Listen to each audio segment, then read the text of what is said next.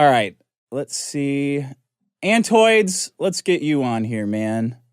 Hey, what's up, man? What's up, buddy? So you are the master of audio re-engineering, a necromancer, but for dead audio.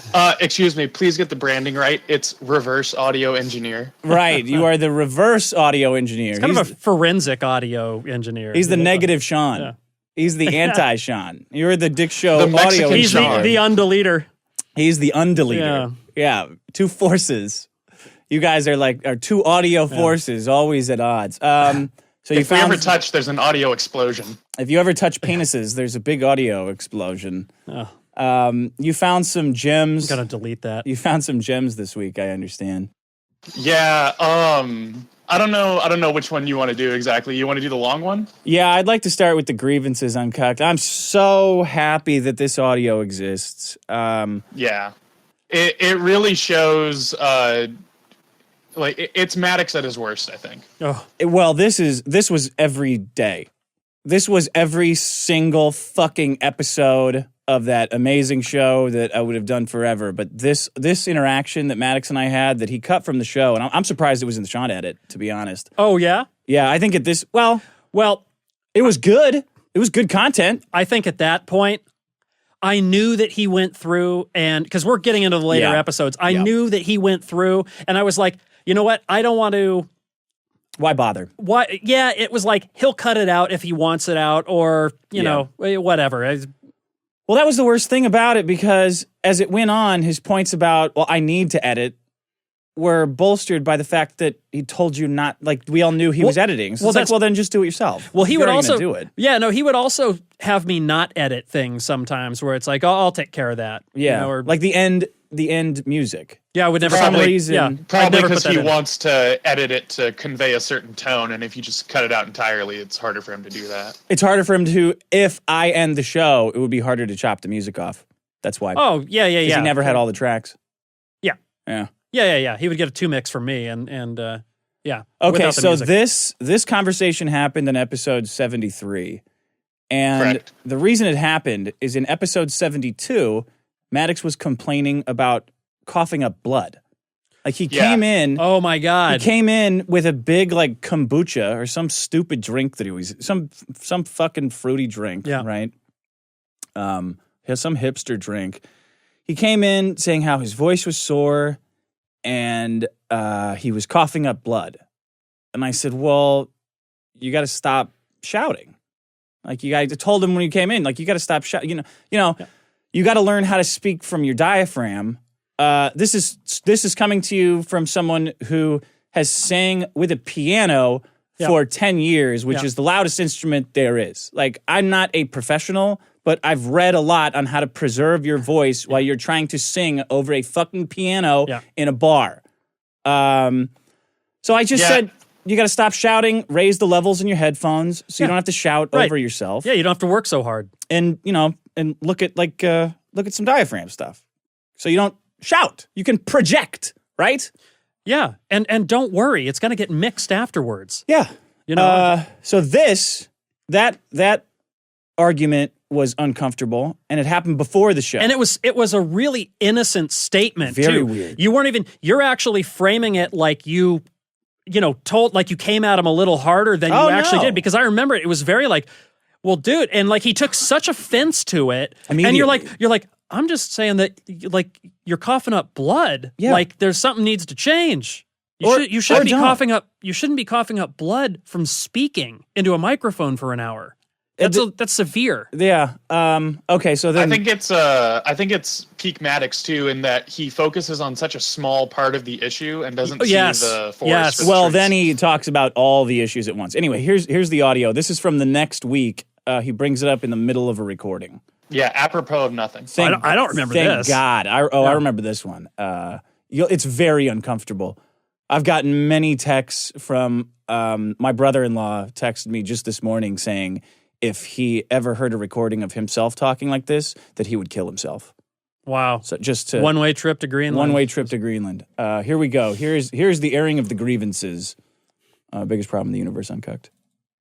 Yeah, funny song. You know what's interesting to me is is the behind the scenes of this show, to me, adds so much depth that our fans will like never know about, because literally last episode, Dick chastises me for, quote, yelling too much during the show. And that whole song was quotes. Buddy, that was because you said your throat hurts. Yeah. And I said, you yell on the show, like your headphones are tuned way far down. No, that's not the reason, Dick. I don't yell. I definitely yell on the show, but I would say you yell more than I do. That wasn't chastising. That's me saying if your throat hurts, you could tone down the yelling. Like, I noticed that you yell a lot and that your voice is like kind of the same level of loud. That's me trying to help with your throat. If you're saying your throat hurts, I'm trying to help you. Yeah, I don't think you yelled too much. But Dick, in context, I said it was also because I was talking for 12 hours a day, like doing this game show and then doing a Twitch stream and then Maddox, doing a podcast. I apologize for trying to help you with your sore throat, bud. Like, what do you want me to say? I'm not chastising you for yelling. All right, that's all. Sean, did you think I was chastising him? No. He was dragging Sean into this. Talks in a consistently loud voice. Yeah. Not a yell. You pick and choose your spots. Yeah. You'll yell your head off, but then you talk I don't want to blow my voice out. Yeah, you talk a lot more dynamically aside from that. Yeah, but I mean, you yell all the time, so why isn't your voice hoarse? Well, I only yell on those times. Like right now, I'm speaking in a normal voice. What kind of question is that? So you don't yell as much as me. Oh, no, he yells more. Yeah, I yell. Right. But I'm not you yell saying more. my throat hurts either. It's numbed up with booze. But but I also prefaced it with the fact that I'm talking for 12 hours a day, so that's why my throat is hoarse. And my only suggestion was you could stand to bump your headphones up and not talk as loud. Yeah. That's all I'm saying. All right. Right. Fuck me, well-intentioned idiot over here. I had no idea you would take offense to that. Yeah, I apologize. You were really salty that started that last episode, Dick, too. That's because it took 40 minutes for you to print out your stupid stats or whatever you do on your computer. Shit, it's the airing of the grievances. All right, no, let's do this. Let's talk about this because here's what I like to. Here's the contrast I like to I would have left this in. When the show great. first started. It's great. I noticed Dick was bringing in a lot of problems where I would call what Dick did this weekend, right? So if Dick went to a baseball game this weekend, he would talk about the beer line or way something. Too or expensive if you went at baseball games. It's way too expensive. Sure. Or if you hung out with your family, you would talk about your nephew. If you hung out with your sister, you'd talk about your sister. If you went to the Indianapolis 500, Not up to his you'd standards. talk about that. Yeah. If you forgot to so I was going to bust your balls about it a long time ago, and I was going to say, man, you don't do enough research for this show because I feel like it doesn't. That's what makes the show good. Wait a minute. Let me just say the ball busting about that was constant. Yeah. Randy heard that every day. Okay. I heard that every day before sure. Randy got involved. Here we go. It doesn't give the show teeth. It doesn't give the problems teeth. Right. But then I tempered. But you do a shitload. Hold on. And then I tempered my criticism because I looked at your contribution to the show and I saw it as you adding a different type of element. Exactly what you said, which is I do a shitload of research. Yeah. But you're a pretty good storyteller, so I thought, you know what? I thought these were grievances. These are all compliments. Thank you very much. No, we're getting to that. We're getting to that. Shit. So here's why it rubs me the wrong way when you kind of criticize. Because for the show prep, what I do is a lot of research, which is research that you don't have to do. I'm doing that research. He's grabbing the hammer and the nail to get the first hand in the cross. With sound clips, with audio clips, with sources. Wait a minute. Sound clips and audio clips? Both at the same Sound time. clips, ear, media. Yeah. And of course, he's providing the stats for you so you can make whatever argument he wants. Yeah, I don't get that. I don't get why he said I don't have to do it. I brought in a shitload of stats. It's just but they're boring sometimes. You read them at the end. Yeah. You know? Yeah.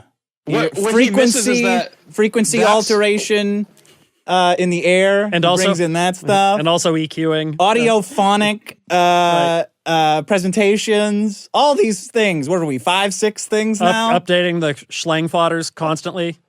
Well, that's not okay. Here we go. With stats, with images, with things that I am constantly doing. And then that's on top of the time it takes for me to prepare the snacks and drinks and beverages and host the entire thing. So it takes me a little bit more time. And part of that time was preparing the Donald Trump clip, drinks and beverages, and with things that I am constantly doing. And then that's on top of the time it takes for me to prepare the snacks and drinks and beverages. He dumped those Chinese crackers into a plastic bowl. So it takes me you know what's funny is it's not the first time he's brought up snacks this week in this set.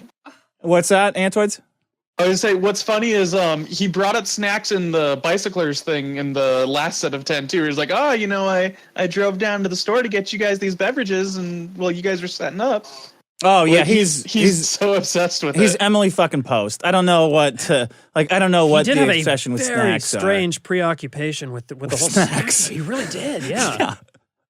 No one will ever figure that out. It takes for me to prepare the snacks and drinks and beverages and host the entire thing. So it takes me a little bit more time, and part of that time was preparing your Donald Trump clip last time.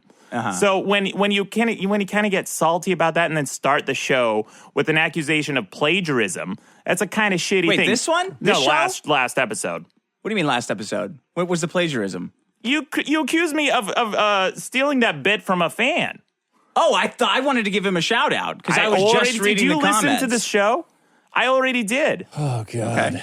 Well, skewed perception. No, but that's what I was talking about. Like, it started out kind of salty, and so when you get like a little bit pissed off that I take a little bit longer time, I would hope that you would appreciate what I bring to the show being unique and distinctly different from what you bring to the show. Okay. Another nail is in. I do. Okay. I love your stats. And wait. This is how you apologize to someone who's mentally deranged. Okay. By the way, this is how you keep a show going for 2 years. I would know. I had a lot of practice in it. Yep. Your research. I love all of your snacks, even though I don't eat them. I had to get that your in there. Prep work. Thanks. There you go. I apologize for accusing you of plagiarizing a bit. Means nothing. Okay. Both Easy in to that say. show and in this one. Great. I hope your throat feels better. All right. Is that it? Yeah. Okay. You want to hear a shitty voicemail on me? This Let's guy hear it. doesn't like me. Well, let's hear it. Oh, see how he giggles? Yeah. He's like a fucking child about to cry. Like, this is shit that you do to a 5-year-old. A 5-year-old that is themselves not healthy. Like, there might be something wrong with them if they're whining and complaining like this. Yeah, and he's so wrong about everything. Like, he criticizes the fact that you don't bring in stats, but that was the whole point of the show, to me at least, was that Maddox was bringing in what were these like political, like quote unquote serious issues, and you were bringing in stuff that makes everybody mad. Yeah, but it had to be like that. Like, every week I would ask, "What are you bringing in?" And it's like female genital mutilation. It's like, okay, well, I can't. I can't. I'm not bringing in AIDS. Yeah, I'll bring in something kind of funny. Like, everybody got the show, but him. Everybody got it, but him. It was always, and even when we wrote like a couple sitcom scripts together, I was always saying it's A story, B story. Like, the A story and B story cannot both be my grandma just died. No. Like, you can't have two characters in the show both doing that. Yeah, you can't square sadness. God, I want to listen to this all day. He sounds like he's about to fucking cry. I got to listen to that apology again. That's too funny. I would hope that you would appreciate what I bring to the show. Like a jilted wife. I would hope that you appreciate what I bring to the show. This is being recorded. Yeah. He knows this is being recorded. Well, he knows he can cut it out. I will not be ignored. Being unique and distinctly different from what you bring to the show. Okay. Yeah. I do. Okay. I love your stats and your research. I love all of your snacks, even though I don't eat them. I love your prep work.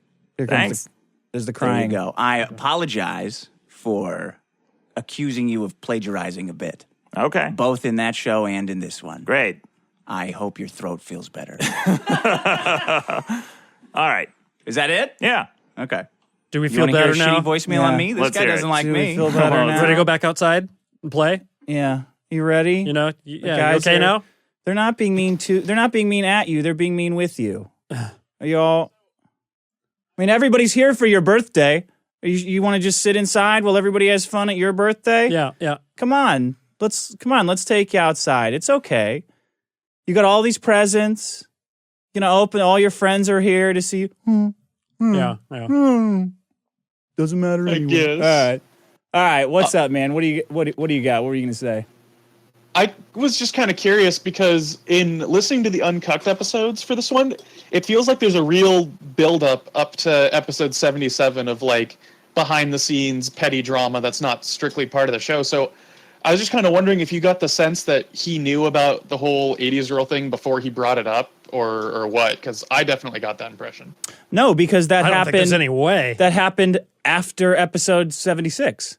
Like, as soon as that happened, and the only reason it happened is because somebody saw us leaving that wedding together. Like, it was never public. It was never meant to be public. Some Yenta saw us leaving together and immediately reported it to Maddox. And that's when he melted down. Like, that was on a Friday. And I think that was on the Friday before we would have recorded episode 77. Because I think the conversation, I think, was the next. Let me look at a calendar. I don't want to get these dates all messed up. It was October 2016, right? If I had my Twitter, I could go back and look at the tweets around the wedding. It was the 23rd. The wedding was on the 23rd. That was right after we had recorded 76. Okay. And the entire week was a tantrum. I think the call we had where I told Maddox that nothing happened, and of course I would never do anything because he told me that he couldn't do the show. The show was over if I had done anything, if we had done anything. Yeah. That happened on the 29th, which I know because it was my birthday. Holding the show hostage. Yeah. And then 77 was recorded on the 30th. Sean, we might have an email record of that because Sean asked to borrow all my shit, my computer, and stuff to record it. Well, I was sheepish about that too because I was like, but you're like, no, you can use. You're like, you take the computer. Yeah, go ahead. Everyone's gonna be fucking crucified. I know. And it'll just be another thing on top of it later, showing how petty Maddox is, that he still had to use your computer to kick you out of the show. Like, you were clearly able to come in, so when he says Dick couldn't make it, it's another pettiness. All right, do you want me to play one of these other ones? Can you please play the one that's labeled 0-1 votes? Because that one at least is the most important. Okay. Do you want to set it up or anything? Or you just want me to play it? No, he's about to summarize the problems for the week. Okay, here we go. Where does this go? I mean, I don't know how you live that audio down. Okay, I just hope that you appreciate what my contribution to the show, and then cutting it out later. Well, he might have realized. Even he might have realized that sounded really namby-pamby. That's pathetic. Yeah. That display is pathetic for a 30-year-old man. A 30-something-year-old man. That's like, maybe you can get away with that as a teenager. Yeah. Maybe in college if you're really pissed off that you didn't get to that a girl didn't touch your penis and touch someone else's. But as a 30-year-old man, that's fucking pathetic. Yeah. Okay, here we go. But speaking of it, listening to every single episode, you should know who won. You should... Won. Nobody wins, Maddox. So who has the most votes? You should. When you win, someone won. When you lose, the problem had the most votes. Oh, that's great. Did that get all cut? Yeah. Yeah. And then because he did a second take where he said the problem with the most votes. Oh my God. That was from episode 77. He replayed the drum roll and everything too. That's from 77 when I wasn't there. Yeah. That's weird. So it was something with me. Like, it was some kind of weird reaction. It's not a contest, Dick. Like, you can see when Asterios is there, he's giggling about it and saying what it properly is, but it's just something with me. I don't know. Yeah. All right. Thank you, Antoids. Does anything make you rage this week? People who try to change the definition of words to suit their narrative. Yeah, but I don't need to get into that. No, on you the don't. podcast. No, but we you guys all have got it. Harassment is harassment. It's not just to be You guys annoying. have covered it already. All right, buddy. We know what you mean. Thank you for all your hard work.